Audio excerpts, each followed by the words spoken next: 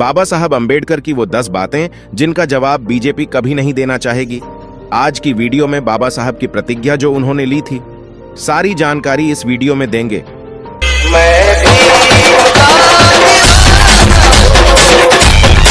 ऐसा लगता है कि पार्टी डॉक्टर BR अंबेडकर की विरासत को हड़पने का हर प्रयास कर रही है। इसका सबसे हालिया उदाहरण है टूटी हुई मूर्ति को फिर से बनाकर उसे भगवा रंग से रंग देना। लेकिन फिर सवाल ये उठता है कि क्या पार्टी बाबा साहेब के उन बातों का भी समर्थन करती है जो उन्होंने हिंदुत्व या हिंदुत्व विचारक विनायक दामोदर सावरकर के बारे कहा था। आइए बाबा साहेब के उन 10 बयानों पर एक नजर डालते हैं जो भगवा पार्टी को असहज महसूस करा सकते हैं। नंबर 1, अंबेडकर ने महात्मा गांधी द्वारा मंदिर प्रवेश विधेयक को समर्थन देने के अनुरोध को अस्वीकार कर दिया था। अंबेडकर ने गांधी को लिखा, मैं महात्मा को यह बताना चाहता हूं कि यह सिर्फ हिंदुओं और हिंदू धर्म की विफलता ही नहीं है जिसने मुझ में घृणा और अवमानना की भावना पैदा की है। मुझे हिंदुओं और हिंदू धर्म से घृणा है क्योंकि मुझे विश्वास है कि वे गलत आदर्शों और गलत सामाजिक जीवन का नेतृत्व करते हैं।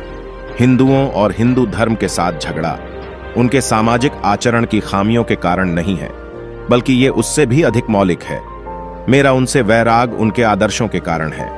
नंबर 2, महात्मा गांधी द्वारा दलितों को हिंदू धर्म में वापस लाने के प्रयासों के जवाब में अंबेडकर ने कहा, कड़वी चीज मीठी नहीं बनाई जा सकती।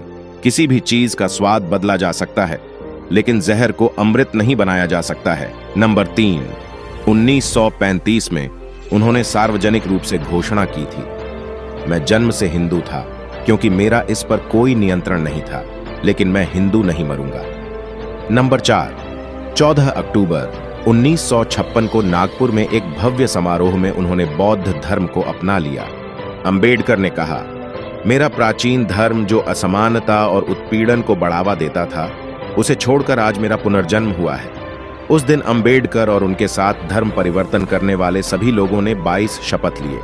उनमें से एक था, मैं अपने पुराने धर्म हिंदू धर्म को अस्वीकार करता हूं, जो मानवता के विकास के लिए रुकावट पैदा करता है और जो मनुष्य के बीच भेद करता है और मुझे नीच समझता है। नंबर 5, डॉक्टर अंबेडकर ने जो 22 प्रतिज्ञाएं ली, उनमें से 3 प्रमुख थे। पहली बात, मेरा ब्रह्मा, विष्णु और महेश में विश्वास नहीं होगा और न ही मैं उनकी पूजा करूंगा। दूसरी बात, मेरा भगवान के अवतार के रूप में माने जाने वाले राम और कृष्ण पर विश्वास नहीं होगा और न ही मैं उनकी पूजा करूंगा। तीसरी बात, मेरा गौरी, गणपति और अन्य हिंदू देवी देवताओं पर कोई विश्वास नहीं होगा और न ही मैं उनकी पूजा करूंगा। नंबर 6, ऊंची जाति के हिंदुओं की तुलना मुस्लिम सांप्रदायिकों से करते हुए उन्होंने कहा, वर्ग वर्चस्व के इस स्वार्थी विचार के साथ वे निचली जाति के लोगों से धन, शिक्षा और शक्ति सब कुछ छीनने के लिए हर कदम उठाते हैं। शिक्षा, धन और शक्ति को अपने पास रखने और दूसरों के साथ नहीं बांटने के इस दृष्टिकोण के साथ उच्च जाति के हिंदुओं ने निचले वर्गों के हिंदुओं के साथ अपने संबंध में विकसित किए हैं और ये उन्हें मुसलमानों तक बढ़ाएंगे। वे मुसलमानों को भी सत्ता और पद से हटाना चाहते हैं, जैसा उन्होंने निम्न वर्ग के हिंदुओं के साथ किया है। उच्च जाति के हिंदुओं का यह गुण उनकी राजनीति को समझने की चाबी है। नंबर 7, अंबेडकर ने हिंदुत्व के झंडाबरदारों और मुस्लिम लीग के बीच अंतर नहीं किया। उन्होंने दोनों भारत को खत्म करने वाले एक ही सिक्के का 2 पहलू माना। उन्होंने लिखा है, यह अजीब लग सकता है कि जहां सावरकर और जिन्ना, जिन्हें एक देश और 2 देश के मुद्दे पर एक दूसरे का विरोधी होना चाहिए था, इसके बजाय दोनों में पूरी सहमति है। दोनों ही सहमत हैं, न केवल सहमत हैं, बल्कि जोर दे रहे हैं कि भारत में 2 राष्ट्र हैं, एक मुस्लिम राष्ट्र और एक हिंदू राष्ट्र।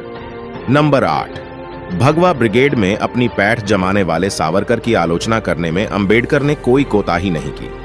उन्होंने लिखा, यह कहा जाना चाहिए कि सावरकर का व्यवहार अगर अजीब नहीं है तो असंगत तो जरूर है। सावरकर मुस्लिमों को अलग संस्कृति वाला तो मानते हैं और यह भी स्वीकार करते हैं कि उनका अगल प्रतीक या झंडा हो सकता है। उन्हें सांस्कृतिक स्वायत्तता का अधिकार है, लेकिन फिर सावरकर मुसलमानों के लिए एक अलग देश की मांग का विरोध करते हैं। यदि वे हिंदुओं के लिए हिंदू राष्ट्र की पैरवी करते हैं तो वे मुसलमानों के मामले में ऐसी ही मांग का विरोध कैसे कर सकते हैं।